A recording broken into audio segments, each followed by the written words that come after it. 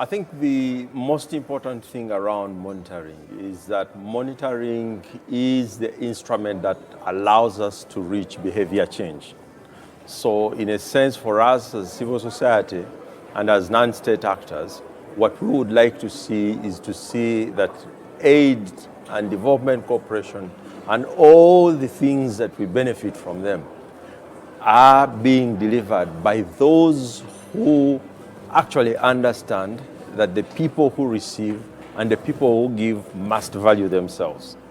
So there has to be a reciprocal relationship where they both value themselves. Now, monitoring for us helps us to see, are we moving in the right direction? Are we actually having that behavior change that allows us to ensure that we benefit from these principles of effective development cooperation?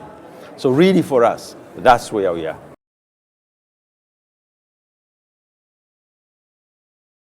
The key thing I think around monitoring is that as monitoring, the thing about behavior change is that it comes with time. Monitoring will give us the indications that we are moving in the right direction.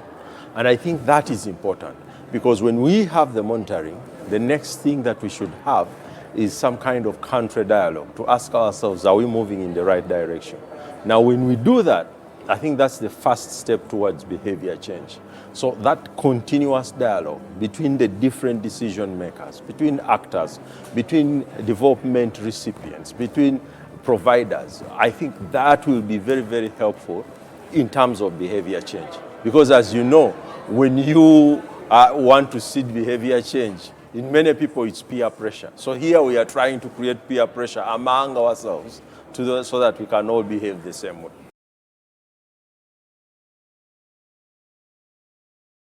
I think the particular value for civil society is that in the monitoring exercise, we create the evidence that allows us to hold people accountable.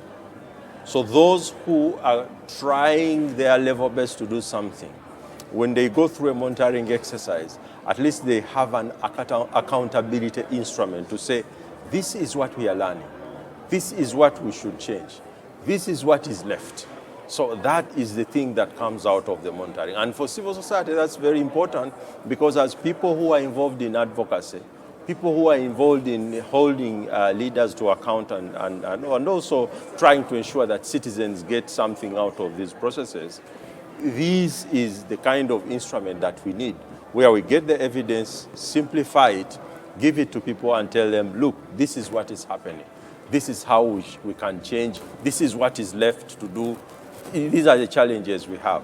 And I think that's, for me, the value of the monitoring exercise.